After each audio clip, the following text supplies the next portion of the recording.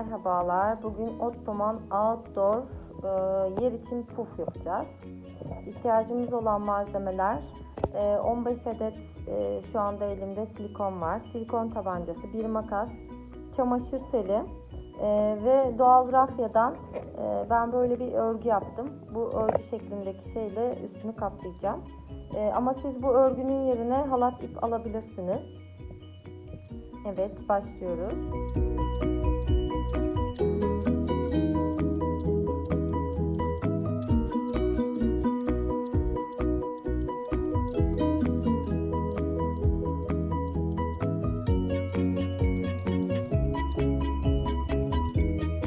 Bu şekilde örüyorum.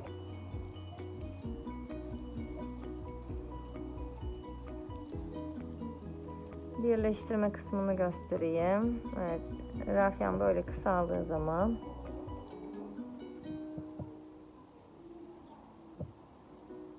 evet, şu şekilde ipi alıyorum, üstüne koyuyorum ve örmeye devam ediyorum.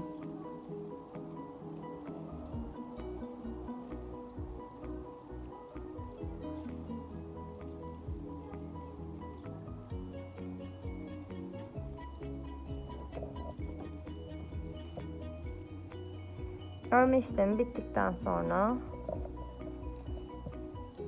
bu püsküllerin hepsini şu şekilde kesiyoruz.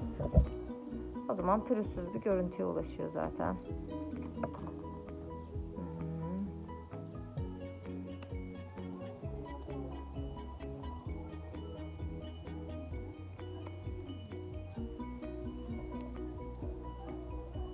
Gördüğünüz gibi.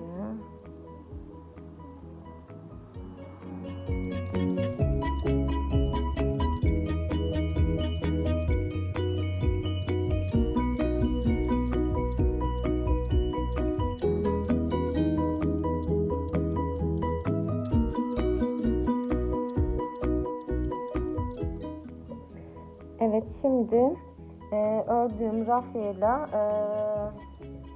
ipimizi birleştireceğim artık.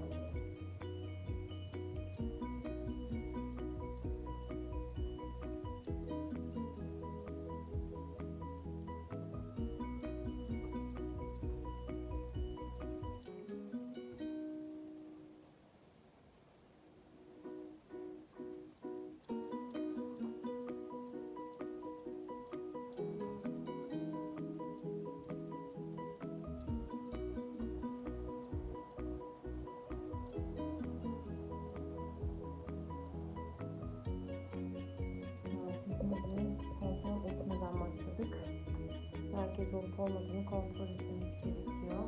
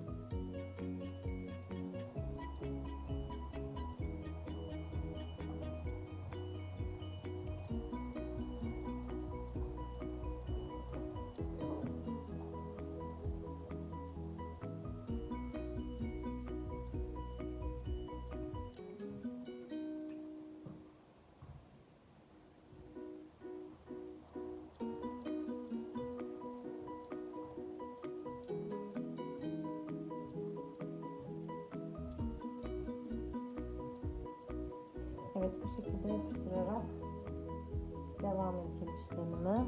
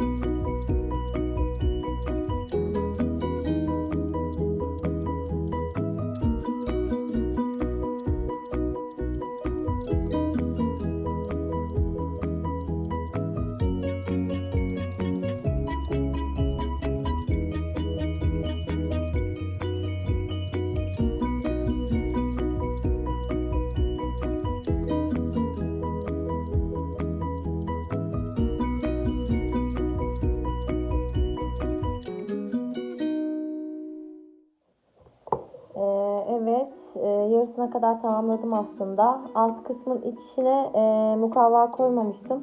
Biraz girintili çıkıntılı gibi bir görüntü oluştu. O yüzden alt kısmının üstüne mukavva yerleştireceğim.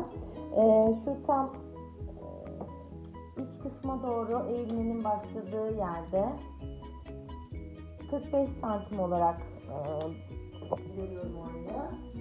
Ve iki iğnenin ucuna 22,5 santimlik bir şey hazırladım, ip hazırladım.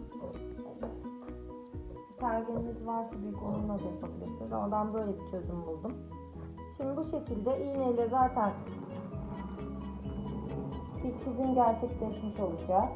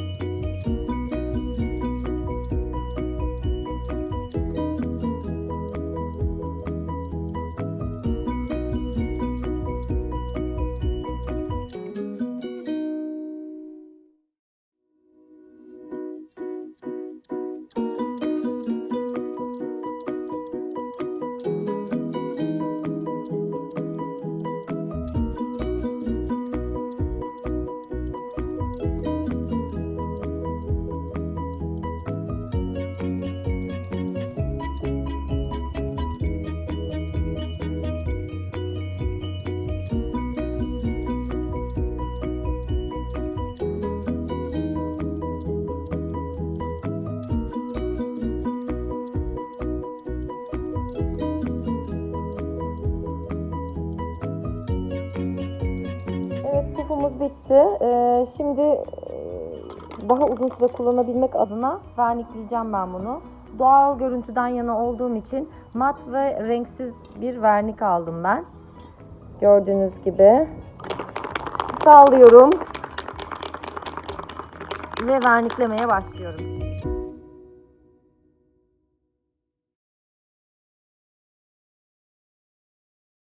Kanalıma abone olmayı unutmayın lütfen.